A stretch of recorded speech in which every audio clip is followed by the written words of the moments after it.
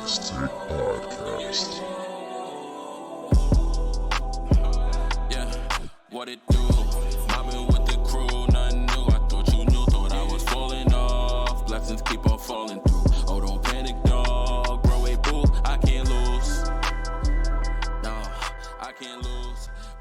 Yo, what's good, Knicks fans? I am Jah So Focused. I'm French, the bro host, and we would like to welcome you to the Knicks Take Podcast. This is episode 77. And this is a weekly podcast where we bring you the biggest Knicks news of the week. Make sure to follow us on our socials. You can find us on Facebook, Instagram, TikTok, and Twitter/X by searching for the Knicks Take. Also, if you're trying to find the newest episodes, if you're trying to purchase some merchandise for the Knicks Take Podcast, check us out on knickstake.com. That is our website.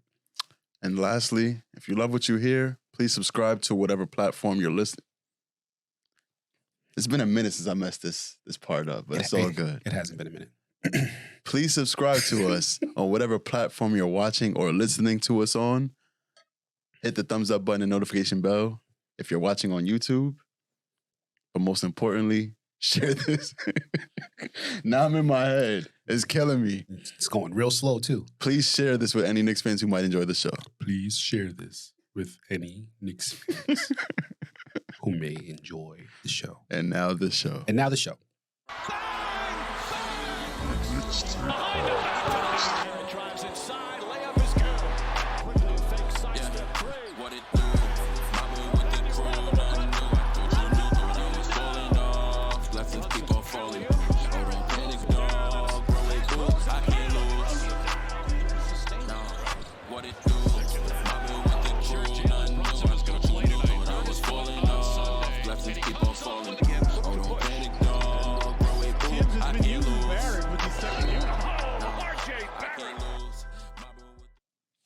All right. Maybe I should ask you again. Yeah, how are you doing this week, my brother? Yo, no games for an entire week is kind of crazy. It's like We had one. we had the All-Star game, Two, if you count that one. which wasn't really a game. Mm-hmm. Even though we had some Knicks representation in there like that. I would have preferred to see Randle in the game too if we was going to be showing all that. There was a lot of lowlights in this game, I felt like. High scoring, no defense. What does this but have to whatever, do with whatever. how you feel? The week. Stop trying to breeze through the episode. My fault. I'm just saying that the week is influenced a lot by what happens with the NBA for some reason. For you, yes. For me personally. Mm-hmm. So no basketball just meant a lot of 2K. Jalen Brunson got a higher rating, I heard, in 2K. Yeah. He's at like 90-something now. I'm mostly like in the rec though. I don't really play with the players. I make my off players and people don't really care about that. How's your week? It was all right.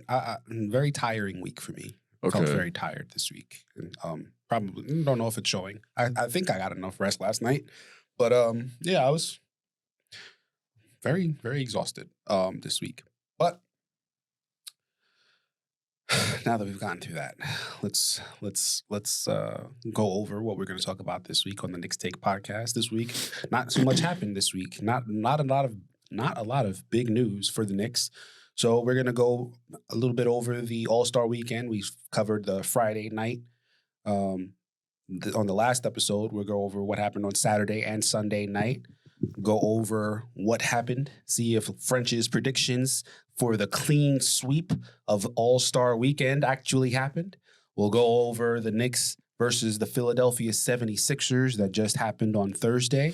And then we're going to preview the next 4 games, going from 1 game to 4 games in a week that the Knicks are gonna have in the upcoming week. One of those or 2 of those games will have happened by the time this episode drops. And we'll go over some other news. Hopefully, we'll be able to get through this in slightly quick fashion. It should be. It's only 1 game, not including the All-Star game. So, yeah, let's get into it. Should I start it off? You should. So, Saturday in Indianapolis, for some reason, it didn't seem like anyone was really happy that the All-Star game was in Indiana, but on February 17th, shout out to mommy, happy birthday. That was her birthday. Happy birthday, Mom. Jalen Brunson started off with the 3-point contest. Mhm. At least for the Knicks fans. That's where I didn't. Did you watch anything before? Yes, I did. The 3-point? Because I didn't watch the celebrity game. I saw clips of it. I talked about the celebrity game last episode, and the skills challenge happened before the 3-point contest, and I did watch some of that. It was interesting. I saw that the court was fire. I'm like, oh, that's nice. I was wondering if the fix was in for Indiana because they were in Indiana and Tyrese Halliburton has been getting a lot of love. And in the skills challenge, Indiana was really like, we're going to win this. And they really like swept. They went, it was like Indiana versus first round draft picks versus NBA All-Stars versus, I think there was another team in there. But Indiana was just kind of like, oh yeah, y'all really doing the thing, Indiana. Didn't they do that with the Cleveland All-Star game too? Darius Garland and them, like they always trying to appease to the home crowd, but yeah. And we'll talk about the NBA's appeasement in a little bit. But skills challenge was fine. Skills challenge was fine. It wasn't the biggest thing, but it was entertaining enough. It's usually the first event, and for a good reason. You watched the rookie sophomore game? No, I told you that last week. And I wasn't going to go back to it because there's no reason to. Yeah. So, So what happened in the 3-point contest? Brunson got knocked out in the first round. Everybody scored like 20 points, which is like crazy. Everyone scored 20 points. But more important than that, to get to the second round, it seemed like you were obligated to score 26. 24. Was it 24? I think it was 26. Okay, yeah, it might have been 26, my fault. I think Brunson had 24. He did. You were obligated to score 26 and nothing more because 4 shooters in the 3-point contest got that 26-point mark and was like, all right, second round. You're still looking up what happened. No. I'm looking at previous years. Because if anybody had ever scored like a whole round or everybody scored 20 points. I felt like 26 was like the record at one point. Am I bugging? I don't think, no, it wasn't the record, but 31 was Steph Curry went crazy that year. Right. Yeah, 30 has been broken a couple times. But when you get 30, it's like, yeah, you're going to win.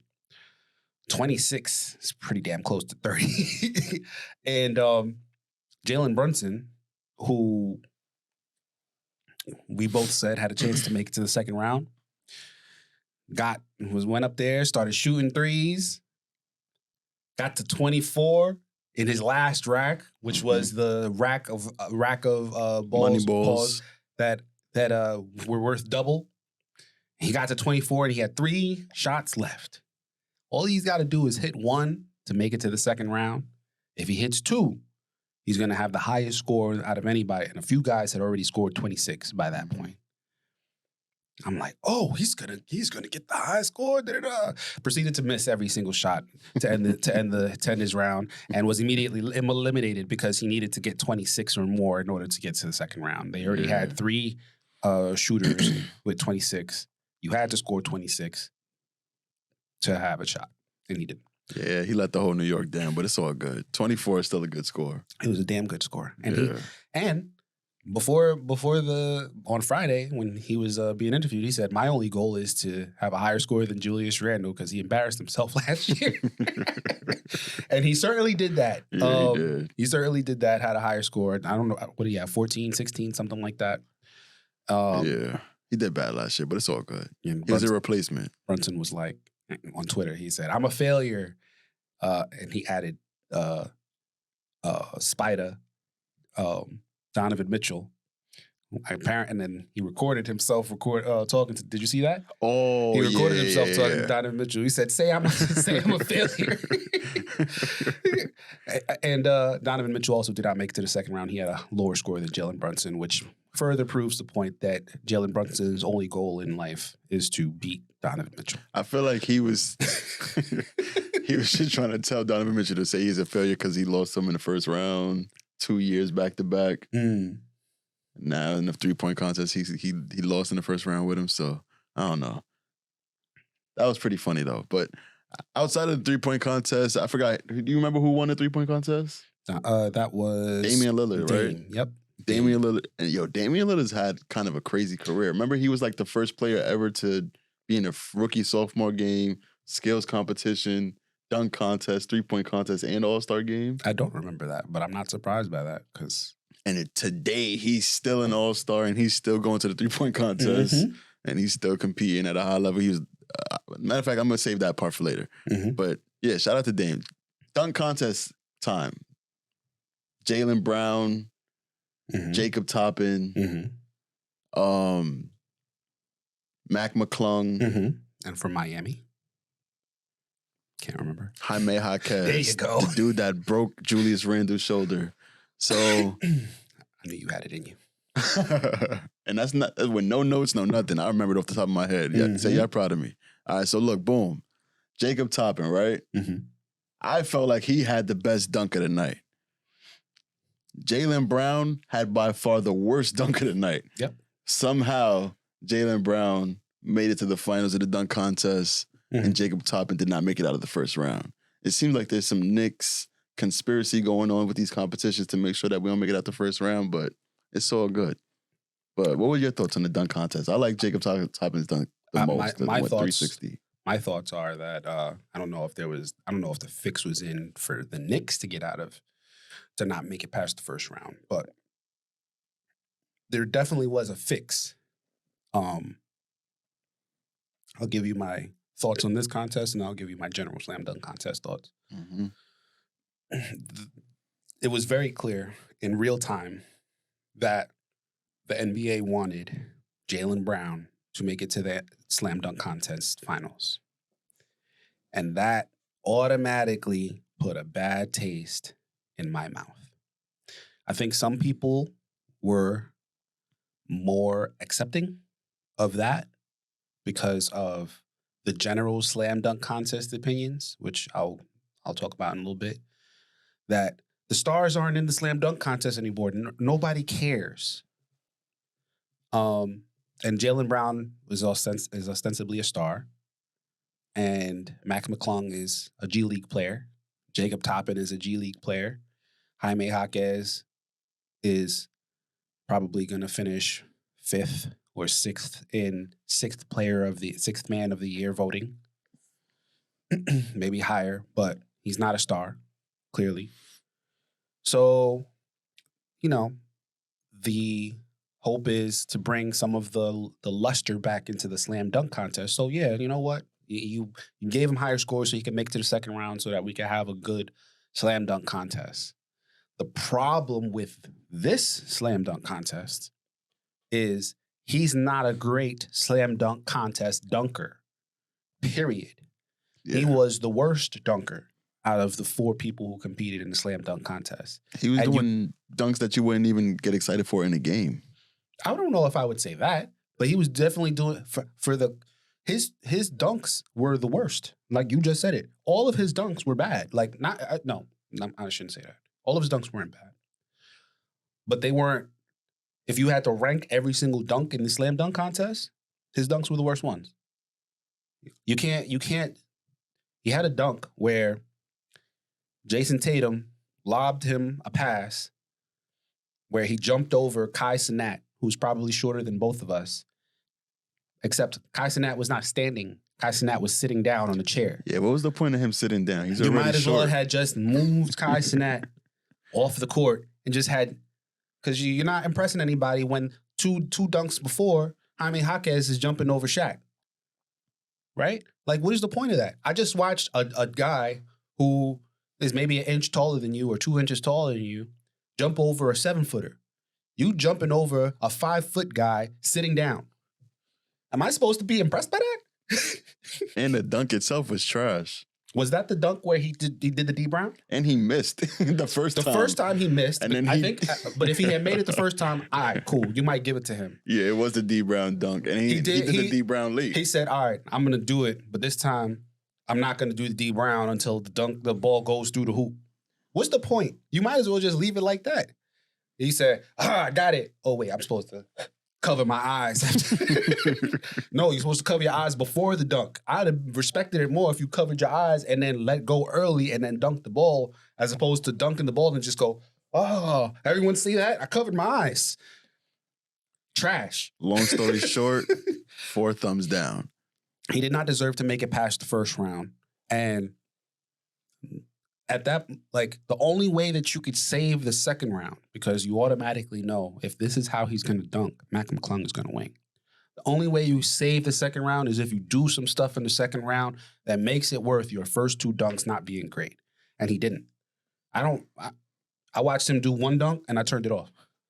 I turned off the game. All right. Obviously, he didn't deserve to be in the second round. And now he's in his second round and he's still doing dunks that are not great. That is not better than anything I've seen in the first round. I'm not going to lie. I'm not going to watch this. I fell asleep on the dunk contest. I can't even lie to you. I didn't even watch the highlights because I'm just like, bro. Once Toppin lost, you were like, yeah, I'm over it. Bro, Obi Toppin did a 360 2-hand. Jacob Toppin. Yeah, like he went, like his dunk was better than all of Obi's dunks when he won the competition. It was probably the second best dunk in the first round. You could argue maybe it was the best one. No. I would say it was the second, maybe the third best dunk in the first round. Mac McClung's dunks were really good. I would rather watch Jacob Toppin versus Mac McClung in that second round. I would rather watch Jaime Jaquez. I feel like they got to just give up on the idea that they have to use NBA players for the dunk contest. No, now we can get into the general slam dunk opinions, right? Because the opinions are we need to get the stars back in the dunk contest. Stephen A. Smith was just on ESPN saying, we can blame LeBron James. It's his fault that stars don't want to do the dunk contest anymore. He laid down some opinions, or not even opinions. He laid down some facts as to what LeBron did to remove the luster from the slam dunk contest and why stars don't want to do it anymore. And then I said, all right, let me look at some of the dunks from the past 10 years and see. Because I know that there have been good ones since LeBron has declined to do them. And then I'm like, well, Donovan Mitchell has done dunk contests. He's one of the best players in the league. He's a star. That was before he was a star. Regardless, when most of the guys like Jordan and all that stuff, his point was, okay, when you're young and you're anticipated to be a star, this was what you were kind of expected to do, obligated to do, and all this stuff. And it was the norm back then, though. It was the norm, right? You're young, you're an up-and-coming player, you could be a star, you have hops, you should do the dunk contest. And I'm looking, I'm like, nah, there's some guys in here. Paul George was in the dunk contest. I'm like, there's some guys in here who are stars, who, you could say they were projected to be stars, and we knew that they had hops, who are in here. And when you think of the top players in the NBA, who are high flyers, none of those come to, like, you're not thinking of Damian Lillard and Paul George. I mean, when Zach LaVine did it, he was considered a high flyer who was a young star. Like, there were guys in there. Maybe they're not. Here's where the comparison goes. Michael Jordan, he was a young star. He was playing great. He played in a dunk contest. One of the greatest of all time. Kobe Bryant, young star, was a high flyer. One of the greatest of all time. The next guy that you would think in those kind of, with those kind of qualities is LeBron James. LeBron James should have been in the dunk contest. Who, since LeBron, is in that MJ, Kobe Bryant air that has been drafted? Well, not any high flyers that you could think of. It's been going more to Kevin Durant. It's been going more towards Steph Curry. Shooters. Kevin Durant could have been in the dunk contest, though. All right, hold on. I have to think about it now. The silence that was just me staring at the camera to just express how disgusted I was with that comment. Go ahead. I can't really think of any high flyers because Tatum you're not thinking of as somebody that should be in a dunk contest. The only one that I thought of when I was thinking of this is Zion. And Zion has been hurt every year. So he And nobody thinks about it, but it would be Zion. Either Zion or John Morant. John Morant, Anthony Edwards. Yeah. Those would be the three, right? None of them are doing it. So if you want to blame LeBron for those three guys not doing the dunk contest or whatever, all right, cool. We've still had other guys who have been stars or whatever. And when I think about the slam dunk contest, yes, I do want to see stars doing dunks that I've never seen before. But what is the most important part of that qualifying list? It's not the stars. It's the dunks that I've never seen before. I see guys doing dunks I've never seen before all the time on YouTube, though. Yeah. And it's not dunks that are impossible for like NBA players to do. It's just like they just lack the creativity to do it. They're not going into it like, oh, I want to put on a show. They're just doing some regular dunks. The most important part. I'm not saying that the stars is not important. I'm just saying the most important part is seeing an NBA player doing a dunk I've never seen before. And when you're watching it, you're not doing it in front of these guys. You're not doing it in front of millions of people with cameras flashing, the production value. You're not seeing that, right? There's an judges. There's an air of, wow, this is spectacular because of where you're doing it, who you're doing it in front of, and who you're competing against. Some of the best athletes in the world. But I don't need a LeBron James to do some of these things, right? I don't need, do I probably need somebody better than Mac McClung, or do I need Mac McClung to be competing against players who have bigger names? Yeah, that would help. But I tell you what doesn't help. You already kind of brought it up. The judges. I would love to watch this same dunk contest judged fairly. Yeah. I would have been all for if the second round was kind of like the first round, but just a little bit better. It would have been a good dunk contest. This is not a good dunk contest. NBA, listen to me right now. Don't ever do no bullshit like that again. Don't ever do no bullshit like that again, because I don't care if we're talking about Jalen Brown, Zion Williamson, whatever. If they going up there and they're doing terrible dunks, I don't want to watch them dunk more. I don't care who it is. I don't care who it is. If LeBron goes out there and he messes up the dunk contest, yeah, that messes up his legacy. Maybe that's why he doesn't want to do it. Me personally, I want to see the best dunks possible. And we did not get that. You screwed us out of that. Anytime that we go back in past of bad dunk contests, it's a combination of, it's either a combination or it's one of two things. It's bad dunks from the dunkers, from the competitors. And when you see that, it's kind of like, yeah, we got to do something about dunk contest, man. Yeah, right? But the other one is the bad judging. And that's usually what it is. It's also one more thing. What's the other thing? Bad commentary. I'm getting tired of Kenny the You're Jet. right. I'm getting tired of hearing him on every dunk contest. Like, we need some new voices on the broadcast. I watched I earlier before we came in here, I watched some of the recaps or the, some of the stuff for the dunk contest. And one of the worst dunk contests, two of the worst dunk contests was because of commentary, but it was the commentary in combination with the bad dunks. It was one of the Obi Toppin wins. Yeah. He was the only dunker who really went out there and did stuff, and his dunks were good, but it wasn't impactful. He wasn't dunking hard. And they were commenting on that, and their commentary on that was fine. But they were also shitting all over the dunk contest, which is like, why am I watching this? If you are supposed to make me more hype, and all you doing is saying, yeah, let's get rid of the dunk contest. All right, so what's the point? Why am I watching? Turn it off.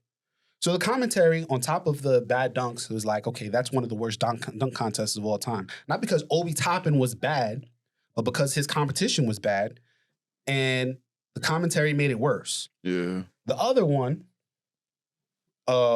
is Aaron Gordon. This is something that people bring up all the time. Aaron Gordon should have a slam dunk contest victory.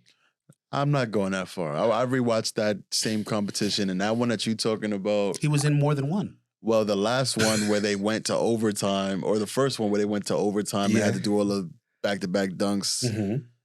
That dunk that he did wasn't better than that dunk that Zach LaVine did. I'm not going that far.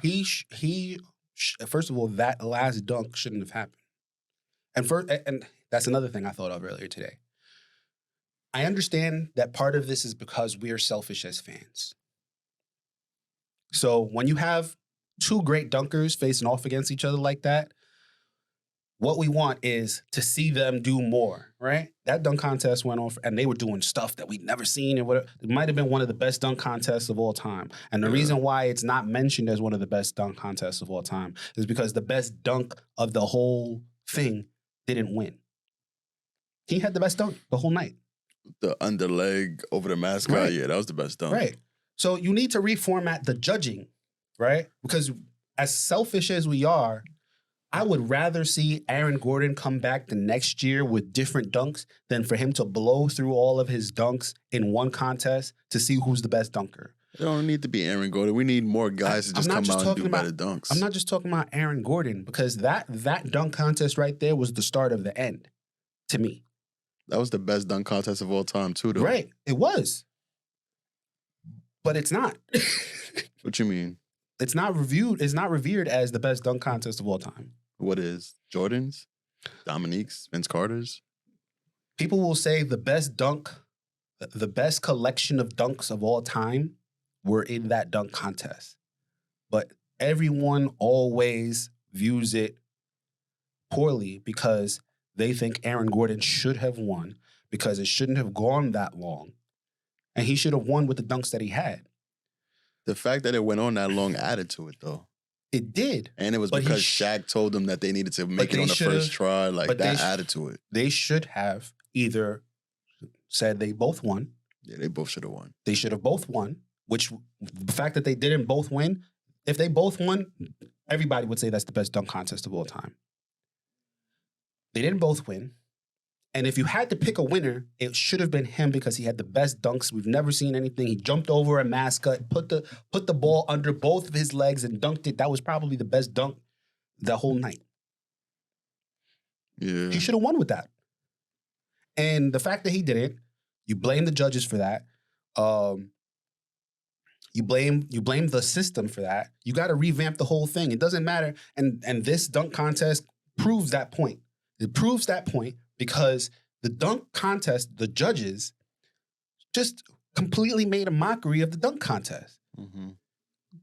This is not the first time. How many times have we seen guys with better dunks not make it onto the second round? We've seen it more than once. It's not the first time. It's not a first occasion. We've disagreed with the scores. You could hear the fans in the crowd booing. Not just because Jalen Brown was on the court and he's a Celtic and they hate Jalen Brown. That was part of it too. But they were booing because they were pushing him through the contest for dunks that did not matter. And he said he's going to participate again next year. Nobody wants to see it. Nobody wants to see you, Jalen Brown, in the dunk contest. Please. I would rather watch Jacob Toppin. I would rather watch Jaime Jaquez, and I would rather watch Mac McClung than to watch you in the dunk contest for a second straight year. Because you didn't deserve to be there. I think I'm going to skip the dunk contest next year. I'm not going to lie. No, I will watch it. I will watch it because I should say this. If there's Nick there, I will definitely watch it. If there are competitors that I think are better dunkers than Jalen Brown, because remember, when we talked about it last week, we was like, are any of these guys really dunkers besides Mac McClung? Jaime Jaquez surprised me. Made me be like, you know what? I'm not going to do that again. I'm going to wait to see their dunks before I judge them. Jaime Jaquez did some stuff. I thought of another athlete who should have been in the dunk contest. Who? And then after I mention him, I want to move on to the All-Star game and then, because I'm getting bored of the All-Star weekend. I don't know about you. But yeah, we'll go through this real quick. The player that I'm thinking of that didn't compete, Giannis. Young Giannis would have probably just gone crazy. I don't know if I want to see Giannis in the dunk contest now. But yeah. Not now. Young Giannis. Young Giannis, definitely. But anyway, NBA, fix your judging problem before trying to fix your star problem. If the judges are good, heck, if you just get rid of the judges and let the fans choose who they thought was the best, who, in what order do you think the best dunks that we've seen are? We'll be fine with that. It'll be way better than this stupid system that you guys have now that seems fixed. I don't want to watch a fixed result. I want to watch the best dunkers dunk. Yeah, I remember when the dunk contest used to be fun. Now it just makes everyone mad. But that was kind of like a precursor to the All-Star game. Mhm. So let's get to the All-Star game. They went back to the East versus West format. Jalen Brunson, he scored 10 of his total 12 points Big numbers. in the fourth quarter to help the Eastern Conference win the All-Star game. Mm-hmm. It wasn't really close. East basically Ran away with it. And the final score just is crazy. 211 to 186. Highest score in the game ever from two teams. Which is crazy. And No team Damian has Lillard. ever scored more than 200 points in any game in basketball. That's just crazy. And I'm glad I fell asleep on that too. I can't watch All-Star games anymore. I don't know what it is about All-Star weekend. It doesn't do it for me like I used to. That's another discussion that I had that I could probably go longer in, but I don't think this one, at least with the dunk contest, there is a solution and it doesn't necessarily require stars. This one is kind of hard. Like maybe you do get rid of the actual game, just vote NBA All-Stars and find something else to do with those players that will maybe one-on-one games. I don't know. I like the All-Star game as a concept, but I don't think it's realistic anymore to expect that. The All-Star game format where each team were donating to like a charity of their choosing and they had like a target score. I feel like it was fun to watch that. I don't understand why they went away from that. You could still do East versus West, have East do a Eastern Conference charity or I don't know, but I don't know. They got to change something about the weekend because it's just not entertaining to watch. Do the All-Star game and do a big three format tournament. One star, one guard, one big, one wing. You know, you get 3 teams on the East, 3 teams on the West, and make them play it out up until the finals.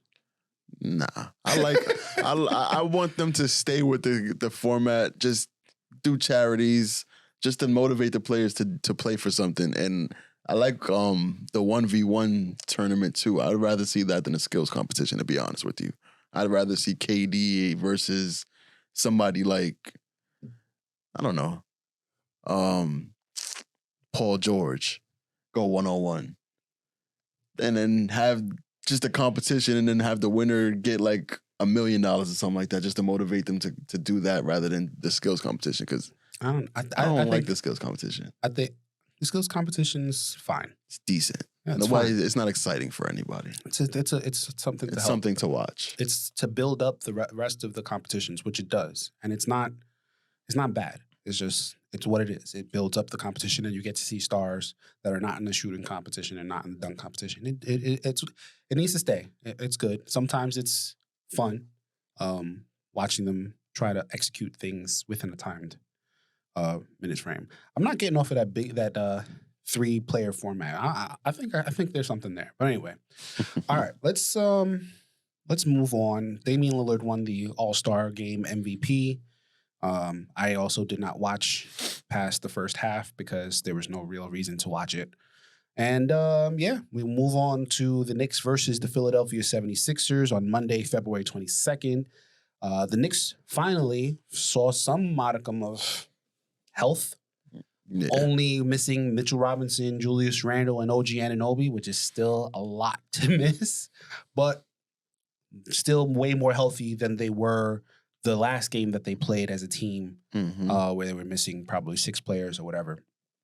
Knicks took control of the game early. They gained a 26-point advantage right before halftime. Sixers fought back in the second half. They cut the lead down to 6 in the fourth quarter, which everybody is just like, how is this possible? But, they've got a good team over there. Even though they were missing Joel Embiid, they fought back. They were motivated. They didn't want to lose this game. And Tom Thibodeau did something that we would never expect him to do, especially in crunch time. He put out a small ball lineup featuring Deuce McBride, Jalen Brunson, Dante DiVincenzo, Josh Hart, and Precious Achiuwa. And I was watching, I'm like, this guy don't like to put Jalen Brunson and Deuce McBride on the court ever at the same time, let alone with Dante DiVincenzo. Like, are we really watching this? and they didn't do it like by scoring. They didn't like put this game away scoring. They put it away on the defensive end. Jalen Brunson didn't have a great game offensively, and Dante DiVincenzo was missing a lot of shots too. They still did what they had to do. They still put the clamps down. Knicks win this game 110-96. 3 Knicks finished this game with double-doubles, including Precious Achiuwa, Jalen Brunson, and Josh Hart were the other 2 guys. Precious finished with... Did I say Josh Hart? Well, Josh Hart had a triple-double. Did he? What was the triple-double? Oh, sorry.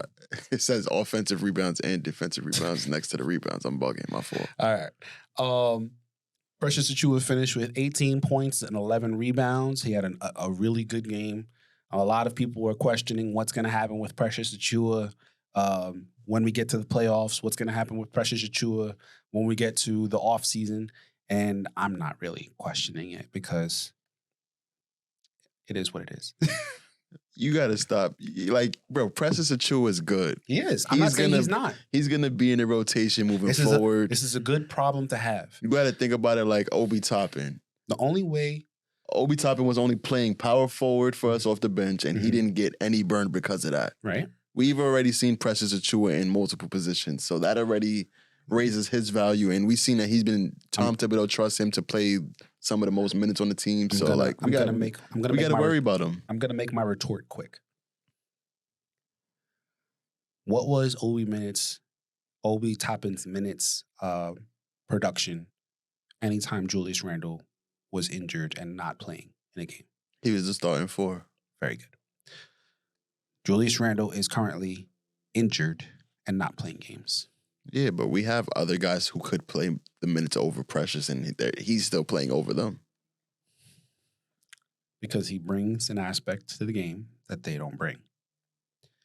Once Julius Randle comes back, once Mitchell Robinson comes back, that's 2 guys who are definitely going to play. Now, if you're telling me that Precious Achiuwa is going to play minutes over Bojan Bogdanovic, okay, that's not something that I can say 100% will never happen. What I will say is I don't think it's going to happen. Okay. I do think that our starting lineup will be Jalen Brunson, Dante DiVincenzo, OG Anunoby, Julius Randle, and Mitchell Robinson. The minutes that Precious would have to take minutes from would be Julius Randle. Did I say Mitchell Robinson? Isaiah Hartenstein. Isaiah Hartenstein's going to start. Unless he's still figuring out his foot issue by the time Mitchell Robinson comes back, and Mitchell Robinson is 100% healthy. Either way, one of those 2 guys and Julius Randle. Those are the minutes he's going to be fighting for. If you want to say OG Anunoby, cool. All of those guys are going to be playing 36 minutes, except for the 5, which is 24 minutes of Mitch, 24 minutes of Isaiah Hartenstein. He's not going to play any 5 minutes unless one of those guys gets hurt. Julius Randle's going to play 35, 36. OG Anunoby is going to play 35, 36.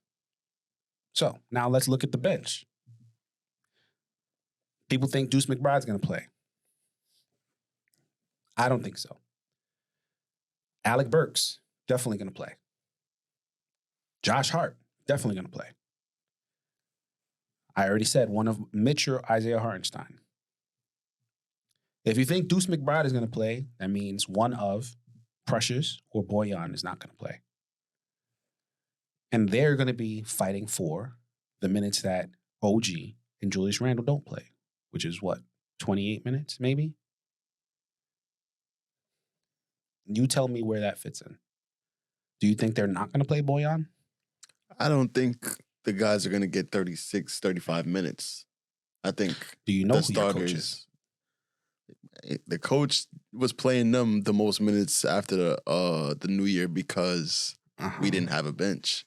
Correct. And then once we traded for our bench, the top guys were hurt. when we So, had a We can bench, be surprised. when we had a bench, how much were those guys playing? Besides OG, because he wasn't here. Wait, how much was Julius Randle playing? When we had a bench. Mhm. Our bench is better now. Yeah, and So they would play more than that bench that you're referring to would have. I'm not saying that they wouldn't. So that's why I'm saying that I'm saying that We gotta pay I'm bond saying to that him. Julius Randle is going to play, no matter what, 35, 36 minutes. I don't believe that. I think he's going to play like a 30 minutes. Unless he's on a minutes restriction. I think he's going to play 30 minutes. 30 minutes is enough production that you need from Julius Randle, especially with the way that he plays. Julius Randle is too important to Jalen Brunson and vice versa. And Precious is And gaining those two guys, chemistry with them as well. he's not gaining anything with Julius Randle. OG Anunoby, Jalen Brunson, and Julius Randle are the three most important players to us winning games as a team. There's no question about that.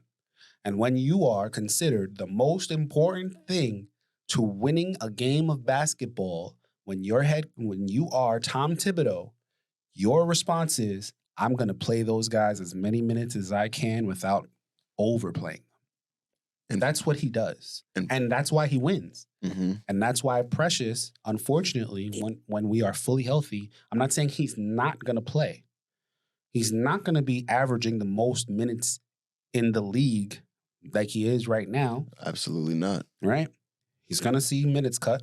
For sure. And when he sees that minutes cut, it's going to be drastic because there's not going to be enough time for him unless you're saying you're not going to play Bojan Bogdanovic. I'm saying Bojan's still going to play. Mm-hmm. I think the minutes are going to just be cut up. Randle is not going to be relied on to play as many minutes because he has backups who has gained the trust of Tom Thibodeau. I get your point. If Randle's not having a great night, he's not going to continue to stay out there singing it up. I'll tell you that. The game that we blow out Philly, where MB was playing and Randle was having an awful game, you don't think Precious is going to be playing in games like that? You don't think Bogdanovic is going to be playing in those games? I get your point, right? I get your point. I just know my coach. I get your point. I know my coach. We'll see. And my coach is not going to play Julius Randle an average of 30 minutes. The only way that Julius Randle will play an average of 30 to 32 minutes is if we're blowing teams out. And if that's the case, yeah, Precious will get burned. It's not going to happen in the playoffs, though. So anyway, let's move on from that. Speaking of Julius Randle, Yeah. well, what else happened this week? Randle got to address the media for the first time since his injury. He said that there's still a possibility of surgery, but the Knicks seem to be optimistic that he'll be able to play again this season. Mm-hmm. But surgery's not off the table. What are your thoughts on that? Worrisome, but I try to look at things with the glass half full because there's always a positive to every situation, right? Mm-hmm. In the situation where Julius Randle goes down, what do you think do you feel like there's any chance for the Knicks to do anything this year if we don't have Randle? What's do anything? What are your expectations today if we have Randle? Do you think they can win a championship? Is it a possibility? I've already said that I don't think that we can win a championship, but I do think that we could probably make a finals push if we have Julius Randle. And if we don't have Julius Randle, I don't think that push is likely. I think that we would be a second-round team at best. I believe we have the roster. Like, this roster right here can pick up the Julius Randle loss. Yeah. If he has to have surgery, I believe Precious Achiuwa has shown that he can put up the numbers that Randle has put up, but maybe not in the playoffs. I'm saying, though, he had a game where he had 20, 10, 5. He's shown that he's capable of it. I'm not saying he could do that every night, but if we have guys like Bogdanovic coming off the bench who's shown that he could get hot, go 6 for 6 from 3 in this game against Philly, He had a spark in another game before the All-Star break where he just lit up the other team in the fourth corner for like 4 possessions straight. Like without Randle, we still gonna be able to get that scoring output from guys on his team and your point is rebounding and assists. So your point, which I agree with, is Mhm. Precious Achiuwa and Bojan Bogdanovic can replace most of what Julius Randle brings when he's playing and he's healthy. not just them two, the entire team. Statistically. No, it's not just them two, but no, the whole team can make up for what Julius Randle does in entirety. Mhm. With that said, the team plus Randle is better than the team without Randle, right? You're not sitting here saying that the team is going to be better without him. I'm They saying can they make can up- be just as good. They can extend themselves. No, they can't be just as good. Not at its best. You're missing a big piece, a big and vital piece with Randle, and Jalen Brunson extends himself to replace what he's missing with Randle. Bojan extends himself. No, he doesn't know what it's like, but he can. What he naturally does can replace some of what Julius Randle does. Precious Achiuwa, does some of what Julius Randle brings. The thing that is missing is the thing that Julius Randle brings that makes those guys' lives easier, and that is the part that you're not mentioning and you're not discussing, and that's what is going to make this team go deep into the playoffs. They can't. If Julius Randle is out there and he's bumming it, this Knicks team can make up for that as they are currently constructed. Julius Randle at his best, or not even at his best, Julius Randle at his regular does for this team something that this team cannot make up for, and that is his ability to grab double teams. Mhm. These guys are not attracting the attention that Julius Randle does. And that makes everyone's lives harder. So while your point is valid in terms of statistically and all of that stuff, he is too important to not have for the final stretch. Quick point. Because you're looking at it as the benefits that Julius Randle brings to the team. But you're also ignoring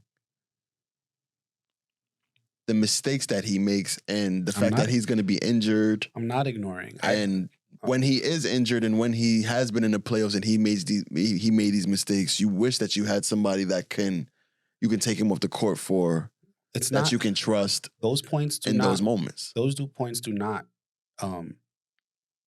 knock each other out, right? What I wish is for Julius Randle himself to be better. Or I wish that there was a player that we could acquire for Julius Randle who can do 90% of what Julius Randle brings positively and eliminates his negatives. That player does not exist, or we cannot trade for them. And, the absence of his positives the absence of his positives and negatives doesn't mean that the rest of the team won't suffer when he's not there. They are suffering with him not being there. I'm saying that there's going to be suffering regardless. Huh? I'm saying that there's going to be suffering regardless because there is no scenario where he's going to be playing healthy in the playoffs this year. He's going to be his shoulder. That issue is going to be bothering him the whole season. Whether he's healthy or not, his ability to attract the double team is going to be vital in the playoffs, and that's it. And there's no other player on this team who can attract the amount of attention that he does to help the rest of this team.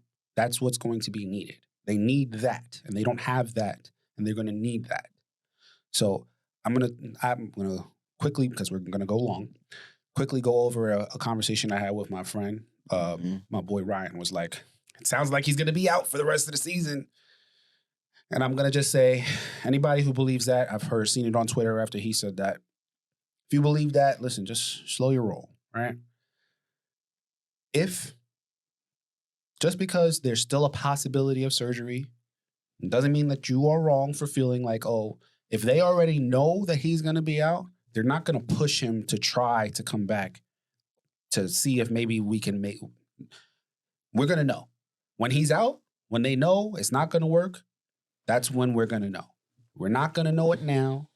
In a couple weeks, things are probably going to change, and all right, yeah, whatever. He's not going to play. Right now, there's still a possibility that he's going to play. That interview where he's saying, yeah, it's possible. Maybe he knows he's going to have surgery. Doesn't mean that he's not going to play for the rest of the season. It could be a surgery that happens in the off season. So just keep your fingers crossed. Like my brother French just said, there's no possibility that he's not going to be. There's no possibility where he's going to be 100% healthy for this playoff run. We don't need him to be 100% healthy for this playoff run. We need some of the things that he brings.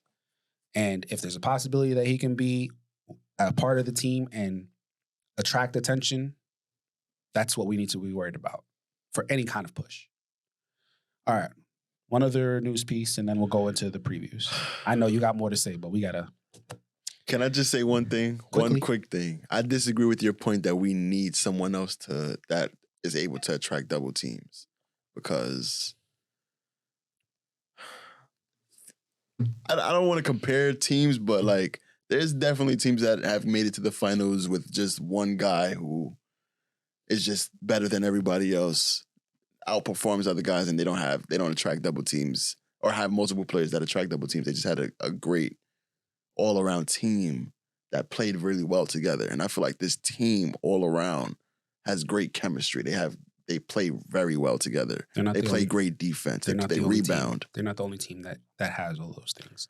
It's going to be about who can do this in a 7-game series and outlast the other team. Yeah, they don't have Brunson. Who has more guys who can attract double teams and make the rest of their teams who has the best closer? That too. That's what it comes down to. It's going to be more than that. And what you're talking about is a finals run and championship run that, yeah. All right. KD. Kevin Durant was recently in an interview, recounted his feelings on why he didn't go to the Knicks in an interview with him and his agent, basically walking back some of his comments about the Knicks not being cool. We already know all this. There's no need to debate this, right? There's no debate. You can't. He should have went to the Knicks. You gotta talk with some respect about the Knicks now. You can't. And he acknowledged that. Yeah. All right. Upcoming games today. As we are recording, the night that we are recording, the Knicks will play against the Boston Celtics, best team in the NBA, 44-12 record. I'm not feeling pretty good about this with no Randle and no OG and an OB. Specifically OG. I think we could win without Randle against the Boston Celtics in today's game. Mm-hmm. I don't think that we can win without OG. How are you feeling? They last lost to the Lakers with no LeBron. Mm-hmm. I remember. No that. Anthony Davis. I'm not saying that they can't. So it ain't lose. impossible. No, it's not. They've lost to worse teams than us before. They lost to the Pacers. They lost to the Bucks. Yes. Like, I think we can beat them. I'm never going to count us out. They've also played 56 games and only lost 12. So that's a cute stat. That's not to say that they can't be beat. That's just to say, like, okay, yeah, that happened, and it could happen for us. I don't feel good about it without OG Anunoby. That is a stacked team who seems to go long stretches of time without having serious injury issues. We a stacked team too. We are. All right, next up. Knicks are going to be playing the Detroit Pistons Monday, February 26th at MSG. The Pistons, as you know, worst team in the NBA, 8-47 record right now. Mm-hmm. This is going to be the first time that Quentin Grimes and Evan Fournier are going to be playing back in the Garden. If Grimes is healthy, yeah. He should probably be healthy by then, hopefully. But I'm looking forward to seeing Evan Fournier. I know he's probably going to try to light us up. Sitting on the bench for over a year and a half. I know he's steaming. He pushed Obi Toppin the other day. Yeah, he did. But Obi was doing too much. Obi low-key being weird on Indiana. I don't really like this new Obi. How you feel about him? But any of these games where you're playing former Knicks, I'm always watching them with like magnifying glasses just to see how they acting in the Garden and how they acting against the Knicks, like being on the other side now rather than being teammates and stuff. So like, I think Fournier he gonna try and go off for like 40, but they still gonna lose. I'm not worried about Fournier. And to answer your question, I agree with you. Obi is, I don't know if he's being weird. He's trying to, now that he is free to be himself. He's trying to figure out who he is as an NBA player. And he's not doing nothing too disrespectful. So whatever. Whether he may keep going that way, he may not. We'll see. We'll know in a couple years how we really feel about Obi Toppin. I think that in regards to this game, did you say who you thought was in?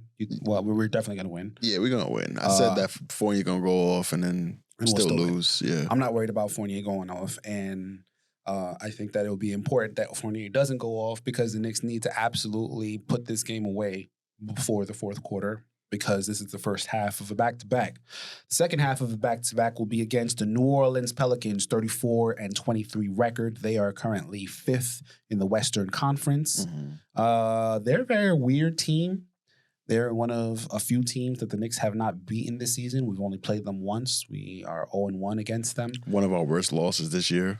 Yes, but they were also different team schematically. They hadn't figured themselves out, and they kind of have figured themselves out, but they're still people don't know what to make of the Pelicans. They should be better. Zion has played 46 games. Or 40-something games. This is the second most amount of games he's played in his entire career. I think that this Knicks team is better than. I think this Knicks team knows who they are, and I'm not sure that the Pelicans know who they are. So I'm going to say that the Knicks are going to win. I would not be surprised if they lose to this team, though. I'm going to be at this game. I'm going to say this out loud, and I don't really want to, but the Knicks have not lost all season to any game that I've been to, and I'm hoping that this streak continues. I didn't like the way that we lost to the Pelicans last time we played. Mm-hmm. But I have confidence that now All-Star break passed. They should be on a nice little winning streak again. Wait, did I give my prediction to the Boston game? I said we was going to win, right? Yeah. I think the winning streak from the All-Star break, we won the last game. We're going to win tonight, Boston. We're going to win Detroit. And I think we're going to close this game out with another victory. I feel like this is going to be a really close game, though. Zion is probably going to go off. It's in MSG. Zion loves to play in the Garden. He want to be a Knick. This is probably his opportunity to promote himself to be a Knick. I don't know. This is going to be a close game, though. This might go to overtime. Okay. This is one of those games that are going to sneaky, like... We haven't had any overtime games this season. Nah. This is one of those games where I feel like we match up really well with them. They have a lot of guys on their team. I like Herb Jones. Who matches up with Zion? Nobody. Okay. If we would have had... well, Precious is probably going to be on Zion. For sure. But if we would have had Randle, this probably would have been... Well, damn, nah, because Zion wild Randle up last time. He was making him look like a child. Remember that? Mm-hmm. But... I don't know. Zion is going to be the X factor of this game. Randle also, I don't think was that was back. Remember, he started off the season pretty bad. It wouldn't have been the same Randle if he were healthy. It wouldn't have been. But I still think the Knicks are going to win this game. So what's that? 4-game win streak going into Golden State. What are your predictions against the Pelicans? You said that the Pelicans are going to win? I did. I bet. No, I didn't. I said the Knicks are going to win, but I wouldn't be surprised if the Pelicans won. Okay. My only loss so far was the Boston Celtics. That you went to in person? No. I mean, oh, you were talking about this week. Oh, okay. Any of the games that you went to this year, were they losses? Yes. How many? I don't know. A few? I'm not keeping count. What do you think? I got, all right, we won this game, but I'm just there to enjoy the vibes, bro. The one game I went with, I think I witnessed my mother's first loss. The Mavericks? No, that wasn't the Mavericks. I don't remember what game it was, but she was there for one of the losses. Anyway, next I was at game. the Heat game where they came back from 20. I thought they was going to lose that game, but the next game, Golden State. I was there too. I forgot you was there. Yeah. Thursday, February 29th, another 8:30 game. I don't know why they keep making this play at 8:30 at home in New York. Like, bro, I don't care if they're coming from the West Coast. This is our time. 7:30. That might be my mistake, actually. All right, see. I'm over here giving ABC. Well, is this going to be on ABC or MSG? I think this is going to be an MSG game. But either way, Golden State's coming into town. Mm-hmm. The Warriors have a 29-26 record, but we know that doesn't mean anything when it comes to this team. Steph Curry could go off for 50 at any moment. Klay Thompson, even though he's having like a bad season, a bad Klay Thompson season to the standard that he set for himself. Draymond keeps getting suspended for punching people in the face and kicking people in the nuts, stepping on ribs, putting people in headlocks. Mm-hmm. What else he got in trouble? He got in trouble for a lot of shit. But long story short, Golden State Warriors are still a threat. Mm-hmm. I think they're gonna win this game. Okay. Warriors have been playing very well. They are the 10th seed, but I don't think they're going to stay there. It would have been great to have OG. This is one of two games that I think would have been great to have OG for, the Boston Celtics being the first one. I don't know if we win this one without him, with them streaking the way that they are, but no, I'm going to say the Knicks are going to lose too. So they're going to go 2-2 this week, with the two wins being, for me, the two wins being Detroit and New Orleans, the two losses being Boston and Golden State. You think their only loss will be Golden State Warriors? Yeah, and I think OG's going to come back this week. No, he's not. All right. That's all. I think that's all we got for today. That should be all we got today. Thank you guys for listening. We appreciate you guys. We love you. Make sure you check out the knickstake.com website. That's knickstake.com. Check out our merchandise. Buy some merchandise. We got some hats. We got some cups. We got some hoodies, sweatpants and sweats, hoodies. everything. Go ahead. If you guys need anything, go have a blast, have a ball. All proceeds will go to for funding the Knicks Take podcast. I'm done. You got anything you want to say? Add everything to the cart. It's on me. Just write some stuff in the comments. Tell me that you love us, and then subscribe. Okay. Send it to some Knicks fans who might enjoy the show. Very generous of you. You feel me? It's on me. Mm-hmm. Let's have a blast. I don't know if that's what you want to say, but go ahead. All right. With no further ado, we'd like to bid you adieu. And thank you for listening to the Knicks Take podcast. Peace, y'all. Peace. The Knicks Take Podcast. Yeah, what it do?